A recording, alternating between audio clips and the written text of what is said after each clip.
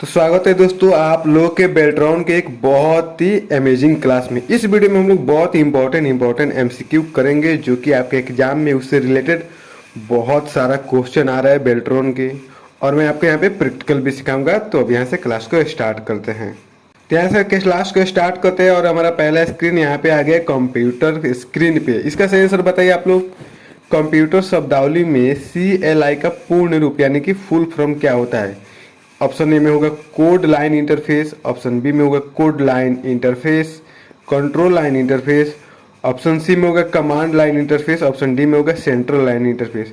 कह रहा है कि अब क्वेश्चन में कि कंप्यूटर शब्दावली में यानी कि कंप्यूटर फील्ड में CLI का फुल फॉर्म क्या होता है? तो इसका सही आंसर होगा option number C, command line interface.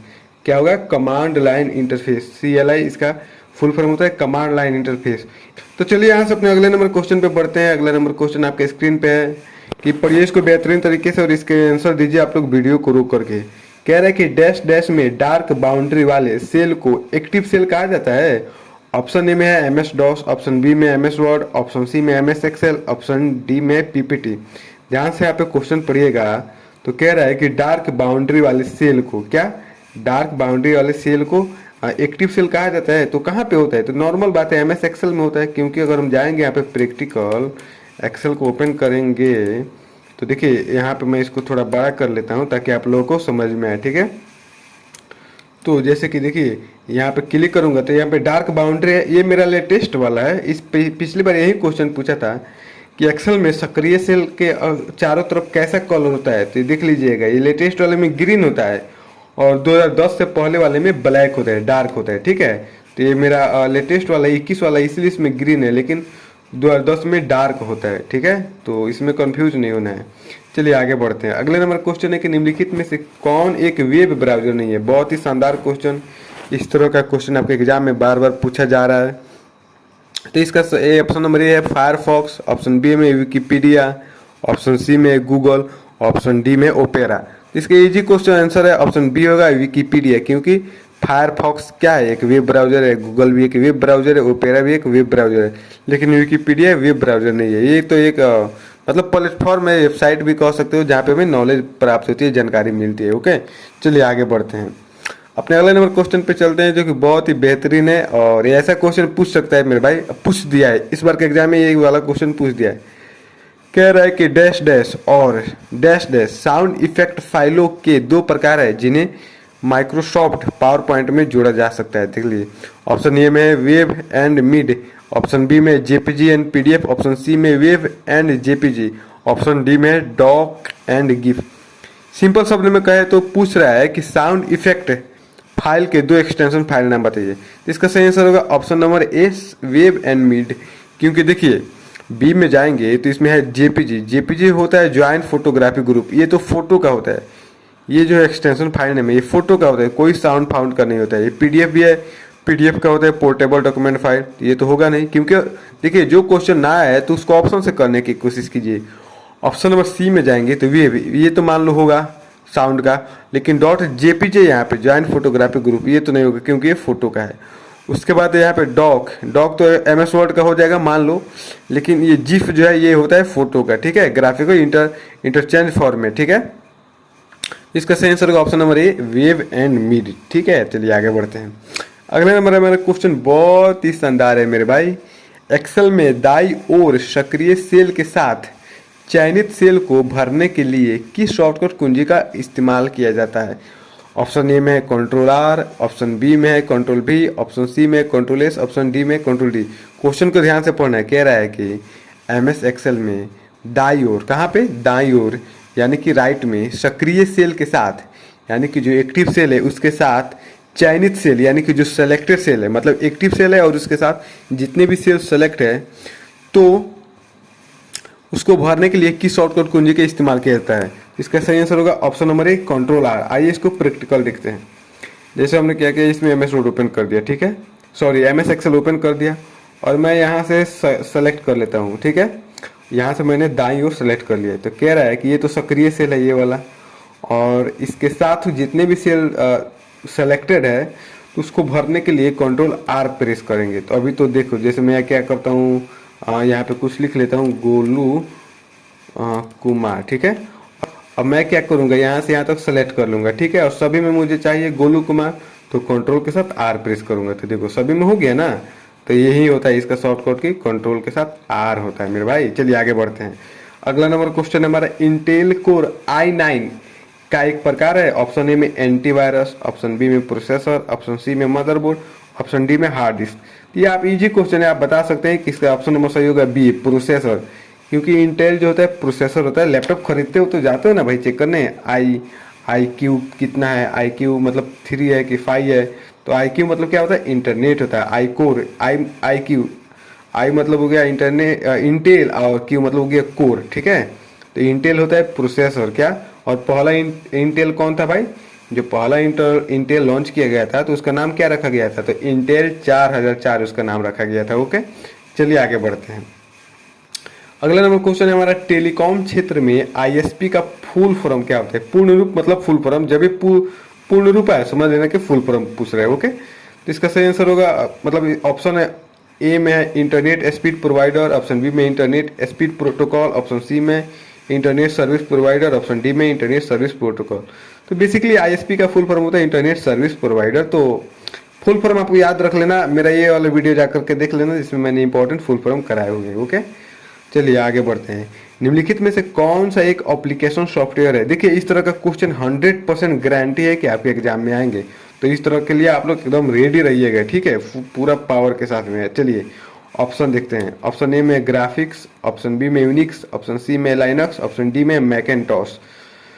तो क्वेश्चन कह रहा है कि निम्नलिखित में से कौन सा एक एप्लीकेशन सॉफ्टवेयर है। तो देखो ऑप्शन से मिला हो, क्या ये मैक एंटोस है, ऑप्शन डी। क्या ये सॉफ्टवेयर एप्लीकेशन, नहीं, ये तो भाई ऑपरेटिंग सिस्टम है।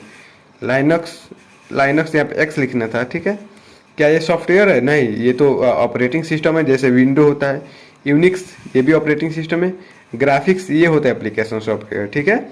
चलिए आगे बढ़ते हैं। अगला नंबर हमारा क्वेश्चन है कि www के लिए इनमें से किस प्रोटोकॉल का प्रयोग किया जाता है। किसके लिए, www के लिए। इसका फुल फॉर्म क्या होता है, world wide web.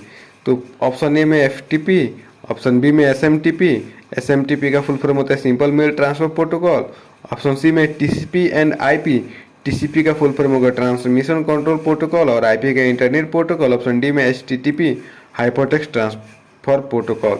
Option D मतलब HTTP का फुल फॉर्म इस बार पूछ चुका है, कम से कम 2 से 3 शिफ्ट में पूछा है, ठीक है।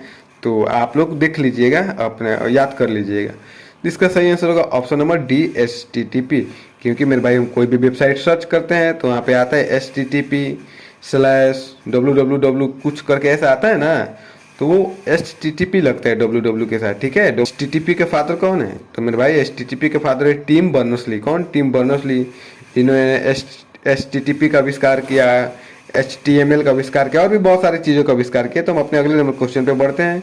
निम्नलिखित में से कौन निर्धारित करता है कि विभिन्न प्रोग्राम इंटरनेट पर डेटा का आदान प्रदान कैसे करते हैं। ऑप्शन ए में HTTP, ऑप्शन बी है ब्लूटूथ, ऑप्शन सी है URL, ऑप्शन डी है ईमेल। तो क्वेश्चन पढ़िएगा ध्यान से। निम्नलिखित में से कौन निर्धारित करता है कि विभिन्न प्रोग्राम मतलब बहुत सारे प्रोग्राम इंटरनेट पर डेटा का आदान प्रदान करते हैं। तो इजी क्वेश्चन है। ऑप्शन ए होगा HTTP, क्योंकि HTTP हमें लिंक प्रोवाइड करता है, ऐसा प्रोटोकॉल प्रोवाइड करता है जो इंटरनेट पे एक जगह से दूसरे जगह पर डाटा का आदान प्रदान किया जा सके। क्योंकि अगर आप ऑप्शन से भी जाइएगा तो ऑप्शन डी तो होगा नहीं, ईमेल तो होगा नहीं, ऑप्शन सी तो होगा नहीं, URL मतलब यूनिफॉर्म रिसोर्स लोकेटर, ये तो एक लिंक का नाम होता है URL। ब्लूटूथ तो होगा नहीं, तो बचा कौन, HTTP। तो सही आंसर होगा HTTP। ओके, आगे बढ़ते हैं। निम्नलिखित में से कौन सा ऑफिस पैकेज नहीं है। इस तरह का क्वेश्चन 100% गारंटी है, आपको मिलना ही मिलना है। WPS, माइक्रोसॉफ्ट ऑफिस, क्वांटम और लिब्रे। तो इजी है, आंसर आप बता सकते हैं। इसका सही आंसर होगा ऑप्शन नंबर सी, क्वांटम। क्योंकि क्वांटम कंप्यूटिंग ये ऑफिस वगैरह नहीं होता, ये तो दूसरा हो गया भाई। हाँ, WPS ऑफिस होता है, माइक्रोसॉफ्ट ऑफिस तो खुद ऑफिस है, लिब्रे भी ऑफिस होता है, लेकिन ये क्वांटम जो होता है ये ऑफिस नहीं होता है। ओके, चलिए 12 नंबर है। निम्न में से कौन सा एक ऑपरेटिंग सिस्टम नहीं है। MS-DOS, मिंट, उबंटू और जावा। तो इसका सही आंसर क्या होगा, ऑप्शन डी, जावा। क्योंकि मेरे भाई MS-DOS यानी कि डिस्क ऑपरेटिंग सिस्टम, ये तो ऑपरेटिंग सिस्टम के साथ ही आता है। मिंट भी ऑपरेटिंग सिस्टम के साथ आता है, उबंटू भी ऑपरेटिंग सिस्टम के साथ आता है, लेकिन ये जावा तो लैंग्वेज है, क्या है, हाई लेवल लैंग्वेज है जो प्रोग्रामिंग के लिए इस्तेमाल किया जाता है। अगले नंबर क्वेश्चन पे बढ़ते हैं। 13 नंबर है, 1990 में HTML का आविष्कार किसने किया था? अभी मैंने पीछे बताया था 2-3 क्वेश्चन पहले कि HTML का आविष्कार किसने किया है। David Noble, Tim Berners Lee, Bill Gates या फिर कैनेक कर्मर। तो इसका सही आंसर होगा option number B, Tim Berners Lee. इन्होंने HTML, HTTP, www का और URL जैसे बहुत सारी चीज़ों का आविष्कार किया है। ओके, चलिए आगे बढ़ते हैं। वह सिस्टम जो IP एड्रेस को यानी IP पते को आसानी से याद रखे जा सकने वाले प्रारूप में परिवर्तित होती है, वो क्या कहलाती है? Option A domain name system, option B domain number system, option C packet switch system, option D domain. देखिए मैं आपको बता दूं कि ये क्वेश्चन पूछ चुका है, इस साल के एग्जाम में पूछ चुका है और डोमेन नेम सिस्टम से लगभग 2 क्वेश्चन पूछा है। ठीक है, तो इसका सही आंसर होगा option number A domain name system. ये क्या करती है कि आईपी एड्रेस से लिंक में मतलब आईपी एड्रेस को लिंक में कन्वर्ट करती है और लिंक को आईपी एड्रेस में कन्वर्ट करती है, डोमेन नेम सिस्टम। इसको शॉर्ट में डीएनएस भी बोला जाता है। और इस बार के एग्जाम में आया था क्या कि डी और एन, क्या डी एन और एस का फुल फॉर्म बताइए, क्या डीएनएस का फुल फॉर्म। तो इसका फुल फॉर्म क्या होगा भाई? डीएनएस। ओके मेरे भाई आगे बढ़ते हैं। ठीक है, कंप्यूटर के एक मेनू में लिस्ट होती है ऑब्जेक्ट, कमांड, डेटा और रिपोर्ट्स। कह रहा है कि कंप्यूटर के एक मेनू हम खोलेंगे, जैसे कि हम खोल देते हैं एक्सेल, तो मान लो कि हम इंसर्ट मेनू खोल दिए। ठीक है, ये इंसर्ट मेनू, तो कह रहा है कि इसके अंदर जितने भी ये सारे ऑप्शन आ रहे हैं इसको क्या बोला जाता है मेरे भाई? तो इसका सही आंसर क्या होगा? आप यहाँ पे देखिए, इसका सही आंसर होगा ऑप्शन नंबर बी, कमांड बोला जाता है उसको। क्या बोला जाता है? कमांड बोला जाता है। ओके, चलिए आगे बढ़ते हैं।